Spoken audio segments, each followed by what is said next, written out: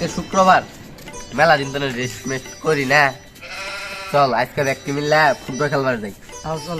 আজকে একটা শুক্রবার, এরা বলে নামাজে না যায় খেলবার যাবো। যাক, একের একটু দাওয়াত দিয়ে দেখি। আজকে শুক্রবার, যা নামাজটা বইরাই।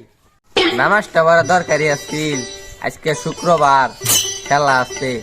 আরেকদিন যেমন যাই। আজকে তো মিষ্টি আছে, মুসল্লি কম। যান প্রতি শুক্রবারে একবার মিষ্টি আর কেউ দেয় না।